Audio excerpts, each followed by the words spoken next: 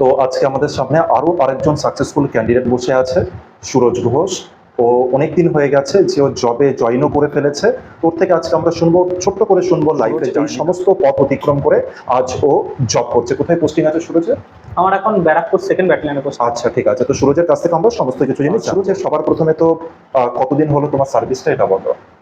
আমি 2019-এরটা সিলেক্ট হয়েছি, কিন্তু আমার জয়েন হয়েছে 2022-এর এপ্রিল মাসে। মানে যেহেতু মিডিলে ডিলেটা ছিল 1 বছর 2 মাস মতো হলো এরকম। আচ্ছা, শুধু তোমার একটুখানি জার্নিটা বলবে, কারণ আমি জানি যে তুমি অনেক দিন আগে থেকে আমার এখানে যখন সিলেকশন পেয়েও ছিল, তারপরেও কিন্তু এখানে পড়তে এসেছিল। মানে ও যে ব্যাচে পড়তো, ওই ব্যাচের স্টুডেন্টরাও ওর থেকে মানে হচ্ছে অনেক কিছু জিনিস শিখতে আশা করবো। সুরজ, প্রথমেই যে তুমি যখন সিলেকশন ফাইনাল মেরিট লিস্টে নাম উঠে গেল, সবকিছু জিনিস হয়ে গেল, তো তারপরে তুমি পড়তে আসলে কেন সুরজ আবার?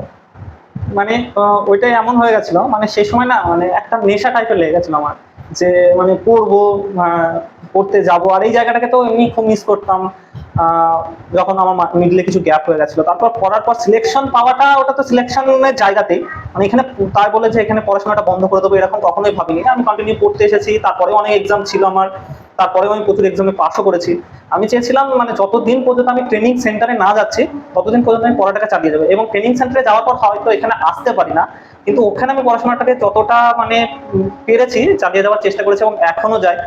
আর এই বিষয়ে আরেকজনের কথা বলি, মানে অভিজিৎ আছে আমার বন্ধু, মানে ও আমাদের কন্টিনিউ হেল্প করে। ও মানে সবসময় কিছু নোট দেওয়া, এই মানে আমি হয়তো এসআই পরীক্ষাগুলো দিতে পারলাম না ট্রেনিং এ থাকাকালীন, ও আমাকে বললো এরকম টাইপের কোশ্চেন আছে, এরকম ভাবে প্রিপারেশন নে, এরকম ভাবে। মানে এই জন্য আমি চেয়েছি সবসময় পড়া চালিয়ে যাবো। এখনো মাঝে মাঝে মনে হয়, মানে আমি মাঝে মাঝে কমেন্ট করি, আমার মনে হয় যেন যে ছেড়ে দিয়ে আবার পড়তে চলে যায়, এরকম মনে হয় যে ওইখানে আবার পড়তে চলে যায়। আমার মানে একটা নেশা টাইপের লেগে গেছিল যে না, পড়বো, সবকিছুই করবো আমি।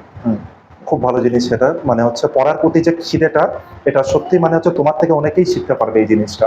আর সুরজ, তুমি হচ্ছে শুধুমাত্র এই এক্সাম না, আরো অনেক এক্সামে তুমি কিন্তু কোয়ালিফাই করেছিলে। যদি একবার বলতে যে কি কি এক্সামে কোয়ালিফাই করেছিলে এটা ছাড়া। আমি এসএসসি জিডি তে 2বার মানে কোয়ালিফাই করেছি। আমি প্রথমবার চেষ্টা বাদ গেছি, তারপরে এটা যেতে পারিনি। আবগারি মেনে আমি অনেক নাম্বার পেয়ে গেছিলাম, ইন্টারভিউ দিলে হয়তো হয়ে যেত। আবগারি মেন পাস করেছিলাম একদম। তারপর আর তো এক্সাম দেওয়া হয়নি, যেহেতু তোমার ট্রেনিংটা চলছিল বা ইন্টারভিউটা দিতে যেতে পারলে না, দেওয়া হয়নি। ঠিক আছে। তোমার জার্নিটা কিরকম ছিল সুরজ? একদম যখন শুরুতে তুমি যখন ছিলে, মানে হচ্ছে নতুন ক্যান্ডিডেটের জন্য আমাদের এই যে সেশনটা যেটা চলছে, স্পেশালি নতুন ক্যান্ডিডেটদের জন্য এটা, যে একটা যখন তুমি ফ্রেশ ছিলে, যখন তুমি একদম নতুন ছিলে, কিরকম মাইন্ডসেট? আমি ম্যাথের প্রতি একটা জিনিস বলি, মানে ম্যাথের প্রতি আমার এমন একটা ভালোবাসা। মানে আমার একজন মনে আছে যে বাড়িতে ধান এসছে, আমি আমার রাস্তা থেকে ধানগুলো বাড়িতে মানে আনতে হবে। তো সেই সময় আমি দুপুরবেলায় 12টা বাজে, সেই সময় ম্যাথ করছি। তো একটা ম্যাথ নিয়ে আমি প্রায় 45 মিনিট ধরে ভেবে যাচ্ছি, মানে ওটা ফর্মুলা দিলে হচ্ছে, মানে আমি ভেবে যাচ্ছি যে মানে বাস্তবের সাথে রিলেট করে কিভাবে কি করতে হবে, মানে ওই ম্যাথটা নিয়ে ভেবেই যাচ্ছে আমি। তো মানে হচ্ছে না, মানে আটকে গেছি। তো আমি না ওই ধানটা বাড়িতে আনছি, তবুও আমার মাথাতে সেই ম্যাথটা চলেই যাচ্ছে, আমি ম্যাথটা ভেবেই যাচ্ছি। তো ওই আনতে আনতে না আমি ম্যাথটাকে সলভ করে ফেলেছি। তারপর ওই নিয়ে আমি প্রচুর ম্যাথ পরবর্তীকালে সলভ করেছি। আর আমি সবসময় চাইতাম যে আমি নিজের মতো করে ম্যাথ করবো। মানে আমি অনেক সময় মানে অনেক খাতাতেও লিখে রেখেছি যে এগুলো আমার হচ্ছে নিজের নিয়ম, প্রচুর আমি নিজের নিয়মে করেছি। আর ওই তার মানে বই ভিত্তিক ছিল না, কোনো ফর্মুলা ছিল না, কোনো কিছু ছিল না, নিজের ভাবনাতেও সলভ করা যায় ম্যাথ। একদম। আর সবথেকে বড় কথা হচ্ছে, আমি এই নতুনদের উদ্দেশ্যে একটা কথা বলি, এই যে বই ভিত্তিক নানা রকম হাজার ফর্মুলা মুখস্থ করে যে ম্যাথগুলো করা হয়, সেগুলো পরীক্ষার সময় হয়তো 2টোকে 3টে নামানো যাবে, ম্যাক্সিমাম ম্যাথ ওই ফর্মুলা ভুলে যাবে বা এর ফর্মুলা ওতে লাগিয়ে ফেলবে, এরকম টাইপের। মানে নিজের ওয়েতে সবসময় ম্যাথ করা দরকার, আমি এটা বিশ্বাস করি। না হলে পরীক্ষার সময় অনেক অনেক প্রবলেম হবে। আমি যখন প্রথম পরীক্ষা দিই, গ্রুপ ডির একটা পরীক্ষা দিয়েছিলাম, জীবনের প্রথম পরীক্ষা। তো আমার মানে আমি ভাবতাম যে আমি ম্যাথ করে ফেলবো, কিন্তু সত্যি কথা বলতে আমি সেখানে ম্যাথ 20টা মতো ম্যাথ এসেছিল, আমি যত সময় 2টো থেকে 3টে করতে পেরেছিলাম, আর আমি করতে পারিনি। তো তখন থেকে আমি ভেবেছি যে মানে নিজের মতো করে করব, মানে সবকিছু মানে নিজের ফর্মুলাতে করবো, নিজের ফর্মুলাতে। আর মনে মনে অঙ্ক করতে হবে। এবার খাতা কলমে করলে ওটা তো হয়ে যাবে, মনে মনে করতে হবে যাতে মানে পরীক্ষার সময় কোনো অসুবিধা না হয়। আর ফর্মুলাতে করলে না অনেক সময় মানে পরীক্ষার সময় তো সত্যি সত্যি মানে নতুন যে স্টুডেন্টরা রয়েছে, মানে তারা ধরো অনেকে থাকে যারা কিন্তু ম্যাথে খুব একটা স্ট্রং থাকে না, তো তুমি তাদের জন্য কি বার্তা দেবে যাতে তোমার ম্যাথটা স্ট্রং? তাদের জন্য একটা বার্তা মানে দিতে চাই যে মানে সময়টা দিতে হবে আর ভালোবাসতে হবে। ম্যাথ খুব মজার একটা জিনিস, এক প্রকার আমার কাছে তো ম্যাথ একটা খেলা টাইপের ব্যাপার হয়ে গেছিল। মানে আমি যত খেলবো, যত প্র্যাকটিস করবো, তত সেই খেলাতে আমি মানে মাহির হবো, এরকম টাইপের। মানে আমি খুব ভালোবাসতাম ম্যাথ করতে। আমি ফেসবুকে দেখতাম যে একটা ম্যাথ চলে এসছে, সেটা নিয়ে ভাবতাম যে সেটা নিয়ে একটাতে সলভ হয়ে গেল সেটা না, আরো দেখতাম অন্য কোনো নিয়মে বা ছোট কোনো নিয়ম করা যাচ্ছে কিনা, বা আর একটা কথা, তুমি যদি মানে যখন প্র্যাকটিস করছি আমি, সেটা যদি বড় করেও করি, সেটা যদি আমি নিজের ভাষাতে করি, তাহলে সেটা পরীক্ষার সময় শর্ট হয়ে যাবে, হাজার রকম ক্যালকুলেশন বেরিয়ে যাবে। মানে আমি মানে নতুনদের উদ্দেশ্যে একটা কথা বলবো, এটা বেশি সময় দেওয়া উচিত ম্যাথকে, আর একটু ভালোবাসতে হবে। ম্যাথকে ভালোবাসলে মানে সবসময় ভালো থাকবে, মনও খুব ভালো থাকবে ম্যাথ করলে। একদম একদম খুব সুন্দর কথা। আর সুরজ, একটা জিনিস জিজ্ঞাসা করবো, যে অনেক স্টুডেন্ট আমি যেটা দেখতে পেয়েছি যে কিছুদিন ধরে পড়াশোনা করেছে, তারপরে কোনো না কোনো কারণে তারা পড়াশোনা ছেড়ে দেয়, যে হচ্ছে অনেক সময় ডিমোটিভেট হয়ে, সেখান থেকে আবার কি করে তুমি মোটিভেশন? এই ব্যাপারটা আমার ক্ষেত্রে এসেছে, ডিমোটিভেট হওয়া। মানে যখন আমি অত্যন্ত গ্রামের একটা ছেলে, মানে আমি যখন গ্রাজুয়েশনের সেকেন্ড ইয়ার করছি, তখন সবাই যখন চাকরি করছে, তখন মানে গ্রামে একটা জিনিস খুব প্রচলিত ছিল যে টাকা দিতে হবে, নাহলে চাকরি পাওয়া যাবে না। আর এমনিও শুনতাম যে অনেক দুর্নীতি হচ্ছে, আর আমার একটা ভয় চলে এসেছিল যে হয়তো সরকারি চাকরির ক্ষেত্রে সত্যি হয়তো মানে টাকা দিতে হয়, না হলে হয়তো পাওয়া যাবে না। তো এই জন্য আমি ডিমোটিভেট হয়ে পড়েছিলাম, পড়তে আসার পরেও আমি ছেড়ে দিয়েছিলাম। তারপর সত্যি কথা বলতে মানে আমার কিছু বন্ধু দেখলাম, 2018 সালে আমি পরীক্ষাটাই দিই ভয়ের জন্য, পুলিশের পরীক্ষাটা। তো তারপর অভিজিৎ আছে, ও আমাকে সবসময় মোটিভেট করে, একটা বন্ধু সত্যি, ও সবসময় আমার পাশে থেকেছে। ও আমাকে বললো যে পরীক্ষা পাশ করা যায়, ও যদি ও পাশ করেছিল 18 সালে, তখন আমি ভাবলাম যদি এরা পাশ করছে মানে আমিও করবো। সেই আমার প্রথম মানে ভিতরে সাহস আসলো, আবার পড়তে আসলাম। আমি আপনাকে ফোনও করেছিলাম যে আমি পড়তে যেতে চাই এবার। আর আপনি বলেও ছিলেন যে যদি মানে এখানে ছুটি নেই তাহলে একটা ফাইন লাগবে, এবং 3-4 দিন যদি ছুটি হয়ে যায় তাহলে এখানে মানে তখন আমি আপনাকে বলেছিলাম যে আমি একটা দিনও কামাই করবো না, একটা ফাইনও দেবো না। তখন এখানে আসা এবং প্রথম পরীক্ষা আমার মানে সেই সময় দেওয়া এসএসসি জিডি, সেই পরীক্ষাটা আমি পাশ করেছিলাম। তো তখন মানে সেই ফিলিংসটা একটা আলাদা। তারপর থেকে মানে পরীক্ষায় পাশ কর মানে পরীক্ষা যখন দিতে যেতাম, একটা কনফিডেন্সের সাথে দিতে যেতাম যে না আমি পাশ করে আসবো। কখনো ভয় লাগেনি যে পারবো না, হবে না, এরকমটা না। মানে একটা আলাদা কনফিডেন্স পেয়ে গেছিলাম যে হবে। আর একটা কথা কি, এখনকার দিনে সত্যি কথা বলতে নিজে খাটলে চাকরি পাওয়া যায় একদম। বিশেষ করে এখন তোমাদের যে পুলিশ ডিপার্টমেন্ট আছে, এখানে কিন্তু বেশ যথেষ্ট, এখানে 0.001%ও দুর্নীতি হয় না একদম। মানে যদি 100টা ছেলে চাকরি পায়, 100টাই নিজের যোগ্যতাতেই চাকরি পায়। আর সুরজ, এবার একটুখানি বলো, মানে যে তার মানে একটা জিনিস বুঝতে পারলাম সুরজ, তোমার মোটিভেশনের একটা বড় একজনা ছিল, সে হচ্ছে তোমার মনে হবে সাপোর্ট করে গেছে অভিজিৎ। খুব ভালো এটা। আর শুধু অভিজিৎ না, আপনিও সঠিক রাস্তায় দেখিয়েছেন যে না আগে একটা কিছু জোগাড় করো, তারপরে বড় কিছু স্বপ্ন দেখো। এটা মানে যখন এসেছিলাম তখন মানে ভাবতাম, মানে সরকারি চাকরির জন্য তো একটা ভয় ছিল, সেই জন্য আমি ভাবতাম যে না মানে ডিগ্রি ভিত্তিক যেটা হয়, ডিগ্রি ভিত্তিক হয়তো কিছু অর্জন করবো, বেশি ডিগ্রি অর্জন করবো, বেশি ডিগ্রি অর্জন করলে হয়তো কিছু না কিছু জোগাড় করে ফেলবো। তারপর এখানে এসে যখন দ্বিতীয়বারের জন্য আসলাম, তখন আপনি বললেন ছোট তোমার ভিতরে আছে কিছু একটা জোগাড় করে মানে নেওয়ার মতো। তো তখন দিলাম, মানে এটা দিলাম। এটা ধরতে গেলে আমার পুলিশের প্রথম পরীক্ষা, প্রথমবারে ধরতে গেলে আমি সিলেক্ট হয়ে গেছি। একটা সুরজ একটা বড় কথা বললো, যে সুরজ বলছে যে একাডেমিকের যে ব্যাপারের কথাটা বলছে, যে অনেকে ভাবে যে আমি MA করব, PhD করব, আর এই বড় বড় ডিগ্রি রাখলেই হয়তো যে কিছু একটা হয়ে যাচ্ছে। তুমি যতই পাও না কেন এইচএস এ, তুমি 30 পাও, 31 পাও, কোনো ফ্যাক্ট নয়। বা তুমি গ্রাজুয়েশন করনি, MA করনি, PhD করনি, কোনো ফ্যাক্ট নয়। তুমি এইচএস এর পরেই তুমি পড়াশোনা একবার নিজে পরিশ্রমটা শুরু করে দাও, আর তারপরে দেখো তুমি হচ্ছে যদি জবটা পেয়ে যাও, মনে রেখো সমাজের একটা স্ট্যাটাস থাকে, সেই স্ট্যাটাসে তুমি কিন্তু যথেষ্ট মর্যাদা পাবে। আর তোমার বাবা মা, তোমার গার্জেনরাও কিন্তু তোমার কাজের জন্য কিন্তু মানে ওনারাও কিন্তু যথেষ্ট মর্যাদা, সম্মান কিন্তু এই স্টেপে আসি সুরজ। যে হচ্ছে এই যে যেমন এখন হচ্ছে ফাইনাল মেরিট লিস্টটা বার হয়ে গেছে, এখন হচ্ছে মেডিকেল বাকি আছে। তোমার তো মেডিকেল, তোমার এই জিনিস সম্পর্কে এক্সপিরিয়েন্স আছে, একটু যদি বলতে যে এর পরের স্টেপটা কি হবে? WBP তে একবার সিলেক্ট হয়ে যাওয়ার পর সাধারণত কেউ বাদ যায় না, মানে আমি এমন কাউকে দেখিনি। তবে একটা জিনিস সবসময় মানে রাখতে হবে, মানে জানো মানে খেলাধুলা করতে গিয়ে পা না ভেঙে যায়, বা মানে হাত পা যেন না ভেঙে যায়, এইগুলোর দিকে খেয়াল রাখতে হবে। আর মানে বড় অ্যাক্সিডেন্ট যেন না হয়। কিছু মানে বড় অ্যাক্সিডেন্ট হলে কি হবে, ওইটা মানে ওটা ডিলে হয়ে যাবে, সেই সময় মেডিকেল হয়তো করবে না।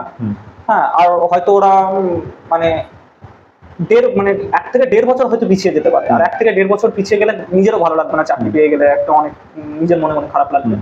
আর মেডিকেল জিনিসটা এমন হয়, ওখানে কি চেক করে? হ্যাঁ, ওখানে চোখটা চেক করে, মানে আর বুকের হাড় চেক করে, চোখের কি পাওয়ারটাকে চেক করে, মানে 6/6 চেক করে, তবে যদি মানে কোনো মানে যদি কেউ চশমা নিয়েও থাকে তাকে যে মানে বাদ দিয়ে দেয় তেমনটা না। ওখানে চেক করে না, মানে যেখানে মানে আমরা যে পুলিশ লাইনে যখন আমরা গেছিলাম, পুলিশ লাইনে আমাদের বললো যে এই চারটে দিয়েছিল যে টেস্ট করে আনতে, আমরা বেতন থেকে টেস্ট করে নিয়ে গেছিলাম। আচ্ছা, ওখানে বাদ দেওয়ার কোনো জায়গা নেই, মেডিকেল নিয়ে কোনো চাপ নেই, কাউকে বাদ দেয় না। ওইখান থেকে টেস্ট যেগুলো নিয়ে যায় ওখানে গিয়ে জমা দিলে হয়ে যায়, ওরা যে দেখে নেবে তেমনটা না। এইবার ওরা সেইগুলো নিয়ে আমাদের সন্ধ্যেবেলার সময় একটা যে ডিস্ট্রিক্ট মানে ডাক্তার আছে ওনার কাছে নিয়ে গেছিল। তো উনিও যে চেক করবেন তা না, উনি জাস্ট নামটা জিজ্ঞাসা করে একটা সই করে দেবেন, তেমন মানে চেকও করে না, আমাদের কোনো কিছুই করেনি। আমাদের মানে আমরা গেছিলাম, আমাদেরকে বললো নাম কি, আমি জাস্ট নামটা বললাম, বলো বেরিয়ে যাবো। আর মানে আর এই 4টে চেক কি ছিল? 4টে চেক ছিল, চোখের চেক ছিল, বুকের এক্সরে ছিল, আর ইসিজি টেস্ট ছিল, আর ইউরিন টেস্ট ছিল। এই 4টে টেস্ট ছিল। ভয়ের কোনো কারণ নেই। আর ডকুমেন্টস ভেরিফিকেশন বলে ডকুমেন্টস ভেরিফিকেশনে কোনো ভয়ের কোনো কারণ নেই। তবে একটা জিনিস বলবো, নতুন যারা আছে মানে এখন থেকে মানে জন্ম সার্টিফিকেট বা কোনো জায়গায় যদি নাম ভুল থাকে, আধার কার্ড বা কোনো কিছু, ডেট অফ বার্থে যেন কোনো জায়গায় ভুল না থাকে, তাহলে কিন্তু অনেক সমস্যা পড়ে যাবে। ডেট অফ বার্থটা ভুল থাকলে ওখানে যে থাকে মানে ওই যে অফিসার থাকে, উনি ডেট অফ বার্থ ভুল থাকলে কোনো কিছু মানে করতে চান না। হ্যাঁ, ডেট অফ বার্থটা যেন ঠিক থাকে সব জায়গায়, আর নাম সবকিছু এখন থেকে ঠিক করে নেওয়াই ভালো, যখন যেন ওখানে কোনো রকম সমস্যা না হয়। জমি দলিলটা একটু দেখে নিতে হবে, সবকিছু সমস্যা এমন কোনো কিছু করে না। কোনো দলিলের এরকম কোনো ব্যাপার আছে যে কোনো একটা সময়ের আগে বা পরে? হ্যাঁ, এরকম একটা ব্যাপার বলে, যদিও আমার ছিল না সেই সময়, মানে ওরা বলেছিল যে 1971 যত সম্ভব, তার আগে দলিল আমার ছিল না। কোনো সমস্যা করে না, কোনো প্রবলেম করে না, ওরা অনেক ভালো, ওরা অনেক ভালো ব্যবহার করে, ব্যবস্থা করে দেয় যাতে তুমি চাকরিটা পাও, এত দূর এসে যেন চাকরিটা না হারে, এরকম কোনো চাপ থাকে না। শুধু একটা কথা বলবো, যেন এই সময় খেলাধুলা করতে গিয়ে হাত পা যেন না ভেঙে ফেলে। মেডিকেল নিয়ে বা ডকুমেন্টস ভেরিফিকেশন নিয়ে কোনো চাপ নেই, কোনো কিছু কোনো প্রবলেম হয় না। চাকরি পেয়ে গেছে মানে তুমি চাকরি করছো, শুধু যেন মানে হাত পা না ভেঙে ফেলে, তাহলে অনেকটা ডিলে হয়ে যাবে, হয়তো 1 বছর 1.5 বছর। একদম খুব বড় একটা কথা বললে। ডকুমেন্টস পত্র হয়ে গেল, জয়েনিং হয়ে গেল, তারপরে ট্রেনিং সম্পর্কে যদি একটু বলতে। কথা হচ্ছে ট্রেনিং যে 7 মাস কাটাবো বা 6 মাস কাটাবো, মানে সেই সময় মনে হবে কবে শেষ হবে, কিন্তু একবার শেষ হয়ে যাওয়ার পর মনে হবে সেই দিনগুলো ফিরে যেতে। মানে ট্রেনিংটা মানে আমি যখনই ট্রেনিং এর কথা মনে পড়ে, আমি যদি রাত্রে কখনো ঘুমিয়ে থাকি মনে হয় যে না। আমার ট্রেনিংটা কোথায় হয়েছিল? আমার ট্রেনিং হচ্ছিল সালুয়াতে। আচ্ছা। তো ট্রেনিং হার্ড কিছু নেই, একটা রুটিন মাফিক হয়।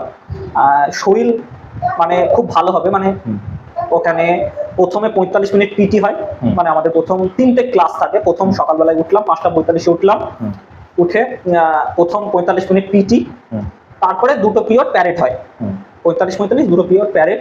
তারপরে হয়তো 8টা বাজে, 8টার সময় ছেড়ে মানে আমাদেরকে ছুটি দেয়। ছুটি দেওয়ার পর খাওয়া দাওয়া যেটা করলাম 10টা থেকে আবার আমাদের ল ক্লাস থাকে, 10টা থেকে 1:30 অব্দি ল ক্লাস থাকে। ওই সময় 4টে ক্লাস থাকে, কতক্ষণ করে হয় আমার ঠিক মনে নেই, কিন্তু 4টে ক্লাস থাকে ল ক্লাস। আর ল ক্লাস শেষ করার পর 1:30 থেকে 3:30 অব্দি আমরা তো মানে অনেক পশ্চিম মেদিনীপুর অনেক গরম ছিল, তো 3:30 অব্দি আমাদের কোনো কাজ ছিল না। ওই সময় স্নান করা, খাওয়া দাওয়া, বা যদি একটু ঘুমিয়ে নিলে তো ঘুমিয়ে নিলে। তারপর 3:30 থেকে আবার 6:30 অব্দি আবার প্যারেড হবে।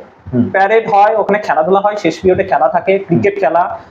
ওখানে খুব মজাই থাকবে, মানে সত্যি কথা বলতে আবার মনে হবে যে না ট্রেনিং এর দিনগুলোই খুব ভালো ছিল, ট্রেনিং এর দিনগুলোতে ফিরে আসে। আর ট্রেনিং এ কোনো চাপ নেই, আর ট্রেনিং খুব এনজয় করবা, নতুন বন্ধু খুব মিস করবা তাদের। যখন ট্রেনিং এর শেষ দিন চলে আসবে, শেষ দিন যখন সবার পোস্টিং আলাদা আলাদা জায়গায় হবে, কারো হয়তো সেকেন্ড ব্যাটালিয়নে হয়েছে, কারো হয়তো 3rd ব্যাটালিয়নে হয়েছে, এরকম যখন পোস্টিং হবে তখন নিজেরই খারাপ লাগবে যে বন্ধুটা হয়তো চলে যাবে, আলাদা হয়ে গেল। আচ্ছা, তাহলে যারা এখন যাবে ট্রেনিং এ, ওরা মানে কি কি জিনিস মাথায় রেখে যাবে? যদি বলো যে হয় না যে একটা মেন্টালি প্রিপারেশন, তো ওদের মানে ওরা কি মেন্টালিটি সেটআপটা করে যাবে? মেন্টালি প্রিপারেশন বলতে প্রথম কথা হচ্ছে বাড়ির লোককে ছেড়ে হয়তো থাকতে কষ্ট হবে, কিন্তু সত্যি কথা বলি মানে কষ্ট হবে, বাড়ির লোককে ছেড়ে রাখার জন্য কষ্ট হবে, কিন্তু সেটা তোমাকে পুষিয়ে দেবে ট্রেনিং সেন্টারে, খুব এনজয় করা হবে। ট্রেনিং সেন্টারের দিনগুলো তোমার সারা জীবন মনে থাকবে, এটা আমি কথা দিচ্ছি। সারা জীবন ভুলতে পারবে না যে ট্রেনিং তুমি হবে, মজা হবে, খেলাধুলা হবে, সব হবে। মানে আর স্যাররাও ওখানে অনেক ভালো, তোমাদের সাথে খেলাধুলা করবে, মজা করবে তোমাদের সাথে। ট্রেনিং সেন্টার একটা মানে থাকতে একটু কষ্ট হবে, কিন্তু ধীরে ধীরে করে অ্যাডজাস্ট হয়ে যাবে, খুব মজা হবে। আর তার মানে এটা বোঝা যাচ্ছে যে সুরজ কিন্তু ট্রেনিং সেন্টারে যথেষ্ট মজা করেছে আর যথেষ্ট স্মৃতিপূর্ণ। একটা যদি ইনসিডেন্ট বলতে, যে একটা খুব ভালো তোমার মেমোরিতে যেটা রয়েছে, যেটা সবার সাথে শেয়ার করতে চাইছো, এরকম কিছু? একটা ইনসিডেন্ট হচ্ছে মানে ট্রেনিং সেন্টারে আমি খুব ভালো, মানে ছোটবেলা থেকে ক্রিকেট নিয়ে বেশি মানে থাকতাম, মানে আমি পড়াশোনার থেকে ক্রিকেটই বেশি খেলে বেরিয়েছি। এখনো খেলো? এখনো খেলি। তো একদিন মানে আর অভিজ্ঞতা তো খুব ভালো হ্যাঁ, cricketer। ও তো আমার থেকেও ভালো ক্রিকেটার। হুম। তো মানে আমাদের 3টে ব্লক ছিল, মানে 3টে ব্লক মানে 3টে বিল্ডিং এ আমরা থাকতাম, first block, second block, third block. তো মানে 3টে ব্লকের মধ্যে মানে একটা ক্রিকেট টুর্নামেন্ট আমাদের স্যাররা আয়োজন করেছে। আর আমাদের থার্ড ব্লক সবকিছুতে ফার্স্ট, মানে রানে, এক্সামে, সবকিছুতে থার্ড ব্লক ফার্স্ট হতো। তো ক্রিকেট টুর্নামেন্ট আয়োজন করেছে, তো আমরা ফাইনাল খেলছি সেকেন্ড ব্লকের সাথে, আমরা থার্ড ব্লকে ছিলাম। তো সেই ফাইনালে মনে আছে 1 ওভারে 34 রান লাগে। তো সে সময় একটা ওয়াইড বলে 4 হয়ে যায়। তো শেষ পর্যন্ত আমাদের টুকু মনে আছে 6 বলে 28 রান লাগে। তো সেটা আমি মানে তুলে দিয়েছিলাম, মানে নেট তুলে দিয়েছিলাম। তারপর যে ভালোবাসা, স্যারদের ভালোবাসা, স্যারদের ঘরে এসে তোমার কোনো সার্টিফিকেট আছে কিনা আমাদের বলো, এই মানে এইটুকু মনে পড়ে। তার পরবর্তীকালে সমস্ত স্যার আমাকে দেখলে ক্রিকেটার ক্রিকেটার ক্রিকেটার বলে, এমনকি শেষ দিন পর্যন্ত ক্রিকেটার ক্রিকেটার বলেই মানে আমাকে মানে পাসিং আউটের সময় ক্রিকেটারের মানে ছবি তুলি, এরকম মানে এইটুকু মনে পড়ে আমার। একটা জিনিস দেখো, আমি যেটা বারবার অফলাইন ক্লাসেও যেটা বলি, যে একটা এক্সট্রা যে হচ্ছে থাকে না, যে এক্সট্রা নলেজ যেটা আর কি। যেমন তোমরা এর আগেও দেখেছো আসমান ছিল, আসমান কি করে সিঙ্গিং এর খুব ভালোবাসে। আসমানকে কিন্তু ট্রেনিং সেন্টার হোক বা এখন যেখানে ডিউটিতে রয়েছে, ওকে কিন্তু সিঙ্গিং এর জন্যই কিন্তু বেশি চেনে। সেরকম সুরজও দেখো হচ্ছে নিজের একটা কথা বললো, ও কিন্তু সুরজ ক্রিকেট খেলতে প্রচন্ড ভালোবাসে। মানে ও যদি শোনে যে ক্রিকেট টুর্নামেন্ট, ও কিন্তু যে কোনো উপায় এখানে উপস্থিত হবে আর এসে হচ্ছে খেলবে। যার কাছে যেটা এক্সট্রা আছে, হতে পারে ক্যারাম খেলা, হতে পারে কেউ তবলা ভালো বাজাও, হতে পারে কেউ নাচ ভালো করো, হতে পারে কেউ কারো স্পিকিং পাওয়ার খুব ভালো, ইংলিশে কন্টিনিউ ভাবে চালিয়ে যাও। দেখো জীবনে কোনো না কোনো জায়গায় ও বড় ভাবে তোমাকে হেল্প করে দেবে, তাই কিনা সুরজ? একদম একদম। তো এটাকে মানে হচ্ছে আমরা খেয়াল রাখি। আর সুরজ, যদি কোনো রকম লাস্ট বার্তা দিতে চাও নতুন স্টুডেন্টদের জন্য, যারা এবার যে নোটিফিকেশন বার হচ্ছে WBP, যদি কোনো বার্তা থাকে তো দিয়ে আমরা শেষ করছি। হ্যাঁ, আমি যেটা শুনলাম যে নতুন নোটিফিকেশন আসছে আবার WBP, তো একটা কথাই বলবো, দেখো একদম নতুনদের জন্য বলবে, যারা নতুন মানে শুরু করছো, যে মানে ভাবছো যে পুলিশে আসবে, আমি একটা কথা বলি, প্রথম যারা পরীক্ষা দিচ্ছ, প্রথমবারে চাকরি পাওয়া সম্ভব। আর যদি সত্যি খাটো, মানে সত্যি যদি খাটো, মানে মাঠে মাঠে প্র্যাকটিস করো, বা এখন তুমি পড়াশোনা কন্টিনিউ যদি 2 ঘন্টা করেও পড়াশোনা করো এনাফ, 2 ঘন্টা করেও যদি সত্যিকারের পড়াশোনা করো এনাফ, পড়াশোনাটাকে চালিয়ে যাও, সম্ভব, অবশ্যই পাওয়া সম্ভব। সত্যি যদি কেউ মন থেকে সত্যি চায় যে আমি মানে পুলিশে আসবোই, আমি পুলিশে চাকরি পাবোই, তাহলে আর সে যদি সত্যি সত্যি ঠিকঠাক ভাবে পড়াশোনা করে যায়, তাহলে কখনোই আমার মনে হয় না এখানে সে ফেল করবে বা বিফলে যাবে। এখানে পাওয়াটা সম্ভব। মানে পড়াশোনাটাকে ঠিকঠাক ভাবে চালিয়ে যাও, মাঠের দিকটাকেও মানে মেনটেন করো। আর ম্যাথটাকে সবসময় মানে যার ম্যাথ বা ইংলিশ যেটা যা স্ট্রং জোন, সেটাকে বেশি গুরুত্ব দাও। অন্তত সেখানে যদি 30 নম্বর থাকে, সেখানের মধ্যে অন্তত 25 থেকে 26 নম্বর যেন ক্যারি করা যায়, ওইটাকে স্ট্রং জোন করে ফেলো। আর তারপরে দেখবে বাকিটা অনেকটা সোজা হয়ে যাবে। 60 পাওয়া মানে 90-এর মধ্যে 60 পেলে তুমি একদম শিওর চাকরি পাচ্ছ। এবার সেখানে যদি যেটা তোমার স্ট্রং জোন, সেখানে যদি 26 বা 27 তুমি পেয়ে যাও, তাহলে আর 30 নম্বর ওখান থেকে 10 করে নিলেও তুমি কিন্তু মানে কাট অফ ক্লিয়ার করে দেবে। আর আমার স্ট্র্যাটেজিও এটা ছিল, আমার স্ট্রং জোন ছিল ম্যাথ। আমি সবসময় চাইতাম ম্যাথে যদি 30 নম্বর আসে, আমি ওখান থেকে যেন 28 ক্যারি করতে পারি।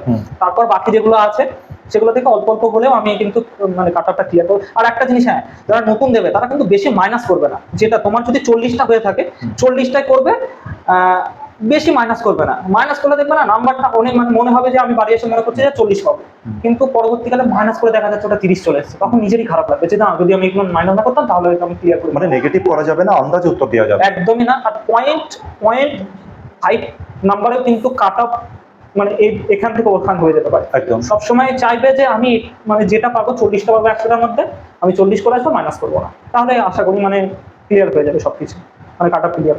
যারা নতুন আছো তারা লড়াই শুরু করে দাও, কন্টিনিউ ভাবে লড়াই করতে হবে। দেখো তোমরাও যুদ্ধে সফল হবে। আর যারা লাস্ট বারে যুদ্ধে জয় হওনি আর কি, জয়লাভ করতে পারোনি, তারা এবার যুদ্ধে জয়লাভ অবশ্যই। তোমাদের সাথে একটা জিনিস রয়ে গেছে, এক্সপিরিয়েন্স। ঠিক আছে, তো ওই এক্সপিরিয়েন্সকে কাজে লাগাও। আর এবার যেন আশা রাখবো যে তোমরা প্রত্যেকে যেন হচ্ছে যারা পরিশ্রম করছো তারা যেন সফল হও। তাহলে এই পর্যন্ত থাকছে সুরজ আজকের কথাটা। খুব ভালো লাগলো যে তুমি আসলে দেখা করতে আর নিজের এক্সপিরিয়েন্সটা শেয়ার করলে। ঠিক আছে।